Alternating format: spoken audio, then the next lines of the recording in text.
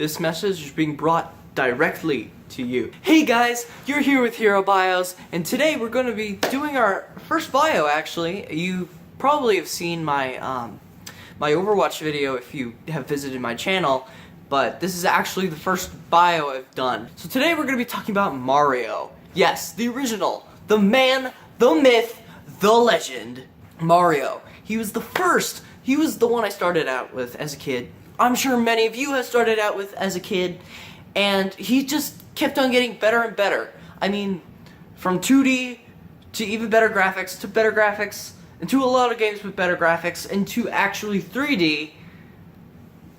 I mean, that's pretty good. I mean, he's survived a lot of games. Most games only have like 2 sequels, or 3 games the entire series. So, originally Mario started out as a platformer, where he's trying to save a princess from a evil reptilian dragon turtle with spikes on the back of his shell. You know? Actually, before that, he was meant to be called the Jumpman, I think. And, yeah, I guess that name really just never stuck. So, originally all the buttons you had to use were this. Left, right, up and down. Up really didn't do anything. But, crouch, left, right, and then start and select, you know, to choose different things, as in every game for the NES. And, B was run. That's B, right?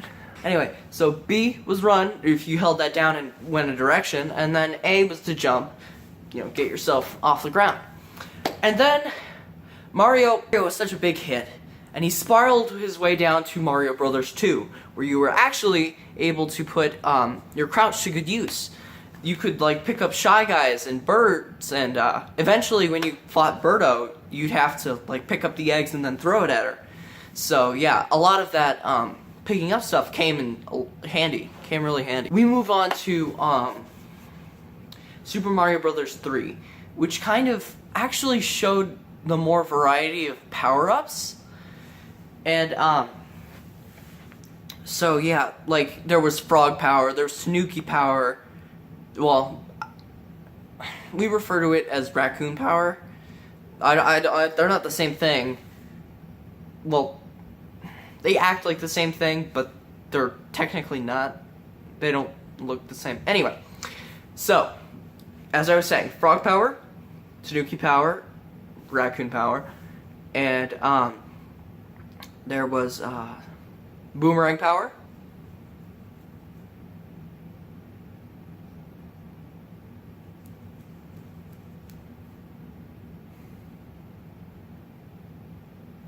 And a bunch of other powers as well.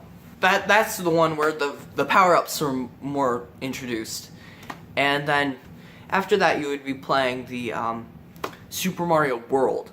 Actually, I think that might be one of my favorite games out of the entire series, even though there are new 3D games such as Super Mario 3D World.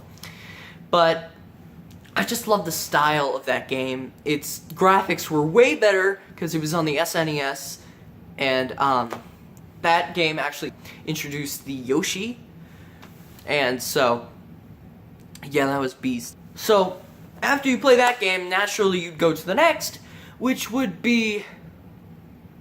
Actually, let's just skip ahead to Super Mario Brothers Wii, or DS, because first they feature a lot of new powers, and second the graphics are way better. This is not actually the first time the Koopalings have shown up, because they've shown up in Mario Brothers, Super Mario World, and Super Mario Brothers 3, and so yeah, you know, they've been playing this game for a long time.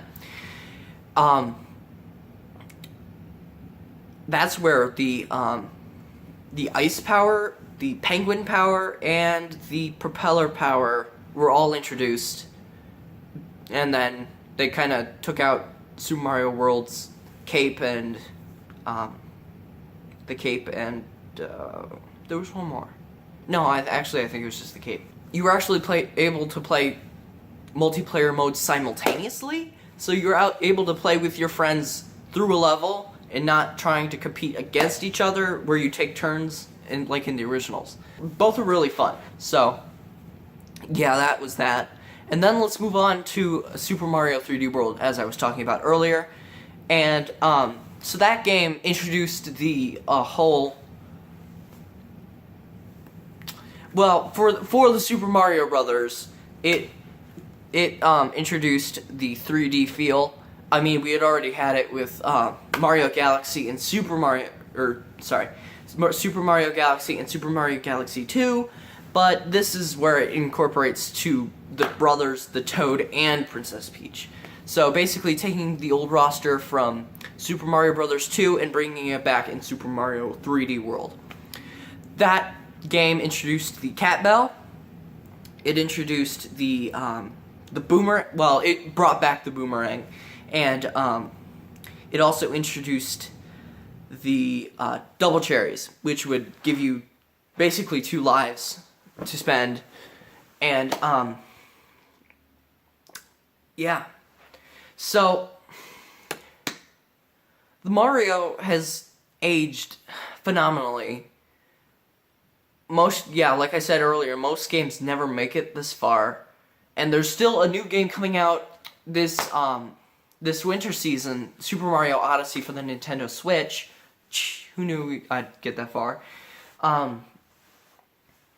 But yeah, I'm really excited for it. I think it might, if it does well, then it might become my new favorite, because I don't know, the graphics are amazing. You're really able to see all of the detail in Mario, in his overalls, his mustache, even his hat. He's got like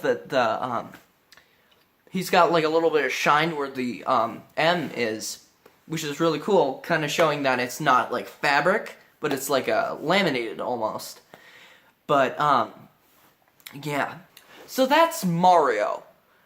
So I tried to go over most of the Mario games. I mean, there are, of course, those other Mario games, like the Super Mario RPG games, or the Super Mario and Luigi series, which is one of my favorite series out of Mario Brothers.